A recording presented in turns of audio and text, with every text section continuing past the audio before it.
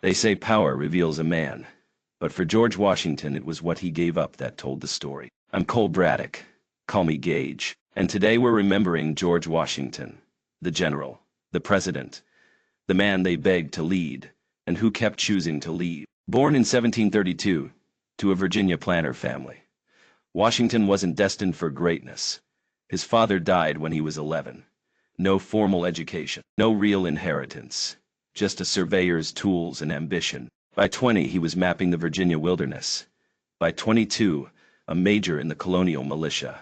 Then he started a world war by accident, the French and Indian War. Washington's first command ended in surrender. His second, serving under General Edward Braddock. Yeah, that's right, my namesake. Don't go telling people my middle name. I get sick of being called Eddie. He watched Braddock die in an ambush at the Monongahela. Bullets tore through his coat. Horses shot from under him. He learned war the hard way. But he learned something else. How to lose and keep fighting. When the revolution came, Congress didn't need a genius. They needed someone who could hold an army together when everything else fell apart. Washington took command in 1775. What he got? Farmers with muskets. No uniforms, no training, no chance. He wasn't the smartest man in the room. He wasn't the best tactician. He lost more battles than he won. But he never broke. And he never quit. New York. 1776. He lost the city. Nearly lost the army. Brooklyn Heights. White Plains. Fort Washington, defeat after defeat.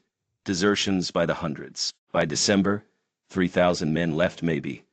Congress fled Philadelphia. Even his own officers whispered about surrender. Then came the miracle. Christmas night. 1776. The Delaware frozen and brutal. His army crumbling. The cause dying. The British warm and comfortable. Washington had one card left. One desperate gamble. He crosses in the dark with 2,400 men. 9 hours of ice and sleet. Surprise attack at Trenton. The Hessians never saw it coming. Victory. 1,000 prisoners. The revolution breathes again. A week later, Princeton. Washington leads the charge himself. Horse rearing. Sword drawn. 30 yards from enemy muskets. From that day forward, his men would follow him anywhere. Valley Forge. Winter of 1777. Not just hungry. Starving. Bare feet in the snow. No shoes. No blankets. No food. Frostbitten silence broken only by the dying. Washington rode among them every day. Shared their cold. Felt their pain. And when Baron von Steuben arrived to train them, Washington made it stick. Discipline. Built from desperation. He stayed. He held them together with presence alone. He didn't just lead soldiers. He outlasted an empire. 8 years of war. Yorktown, 1781. Cornwallis surrenders not just to Washington but to American grit and French firepower. The world's greatest military collapsed. Washington couldn't have taken anything. Land, gold, even a crown. Officers offered it. Colonel Nicola even wrote in 1782 wondering if maybe monarchy was safer. Washington's reply? Swift, sharp, final. No occurrence in the course of the war, he said, has given me more painful sensations than learning such ideas exist in the army. December 23, 1783. Annapolis, the Maryland State House. Walks in, pulls out his commission, hands it back to Congress. Having now finished the work assigned to me, I retire from the great theater of action, and take my leave of all the employments of public life. When King George heard about it, he said, if he does that, he will be the greatest man in the world. But the story didn't end there. Washington went home. Mount Vernon. Gentleman farmer, private citizen.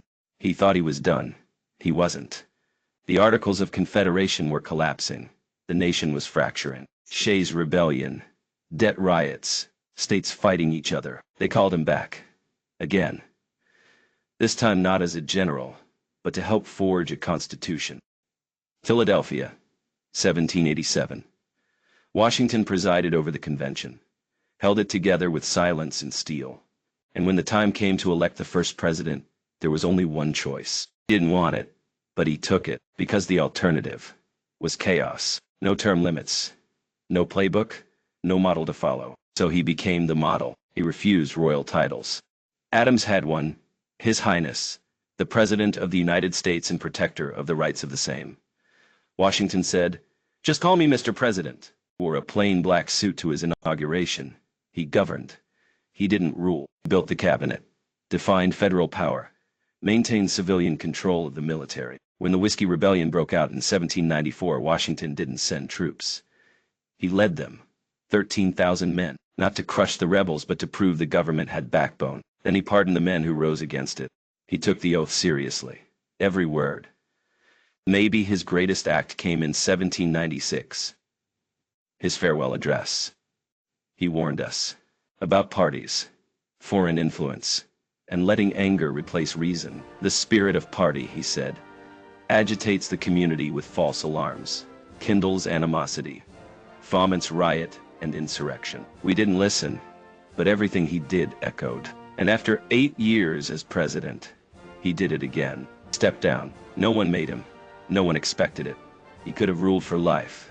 Instead, he went home, because that's how you keep a republic. Washington never sought power, but he carried it like a flag, not for himself, but for the nation behind him. He died at Mount Vernon, December 1799. No crown, no personal monument, but cities, rivers, a capital bear his name.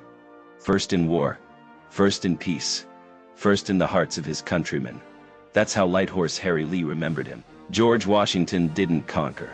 He restrained himself, and that restraint built a nation. I'm Cole Braddock. Call me Gage. Washington didn't give us speeches. He gave us an example. Let's remember him right. Together, always.